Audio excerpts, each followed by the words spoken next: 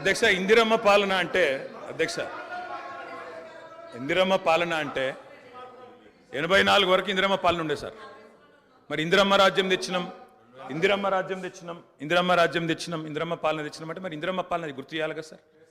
ఇందిరమ్మ పాలనలో గంజి కేంద్రాలు ఉండేది గుర్తు చేయాలి, ఇందిరమ్మ పాలనలో కరెంటు లేనిది గుర్తు చేయాలి, ఇందిరమ్మ పాలనలో నిర్బంధాలు గుర్తు చేయాలి, ఇందిరమ్మ పాలనలో నియంతృత్వం గుర్తు చేయాలి, ఇందిరమ్మ పాలనలో ఎమర్జెన్సీ రోజులు గుర్తు చేయాలి, ఇందిరమ్మ పాలనలో ఆర్టికల్ 365ని ఎట్లా యూజ్ చేసి ప్రజాస్వామికంగా ఎన్నుకున్న ప్రభుత్వాలను రద్దు చేసినో గుర్తు చేయాలి, ఇందిరమ్మ పాలనలో ఎట్లా ముల్కీ రూల్ను తుంగలో దొక్కినో గుర్తు చేయాలి, ఇందిరమ్మ పాలనలో ఎట్లా రాష్ట్ర ప్రభుత్వాలను ఒక నియంతలాగా శాసించినో గుర్తు చేయాలి, ఇందిరమ్మ పాలనలో ఎట్లా ఇంటింటికి తాగునీళ్ళు ఇవ్వలేని దుస్థితులను గుర్తు చేయాలి, ఇందిరమ్మ పాలనలో ఎట్లా అయితే గరీబీ హటావో అని నినాదం ఇచ్చి మర్చిపోయినో గుర్తు చేయాలి. రాజశేఖర రెడ్డి గారిని గుర్తు చేసుకున్నప్పుడు, కిరణ్ కుమార్ రెడ్డి గారిని గుర్తు చేసుకున్నప్పుడు వారు తప్పకుండా మేము కూడా అన్ని చెప్పాలి కదా సార్.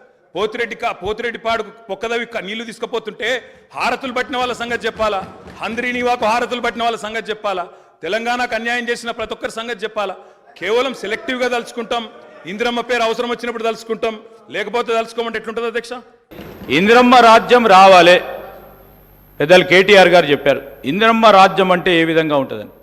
సరే, ప్రజలందరికీ తెలిసి ఈరోజు అందరూ కూడా చదువుకున్నవారు, అందరూ కూడా అవగాహన ఉన్న వ్యక్తులు. అయినా కానీ ఇందిరమ్మ రాజ్యంలోనే సామాజిక న్యాయం జరిగింది, ఇందిరమ్మ రాజ్యంలోనే పేదవారికి న్యాయం జరిగింది, ఇందిరమ్మ రాజ్యంలోనే ఇల్లు వచ్చినాయి, ఇందిరమ్మ రాజ్యంలోనే భూములు వచ్చినాయి, ఇందిరమ్మ రాజ్యంలోనే పోడు భూములు వచ్చినాయి.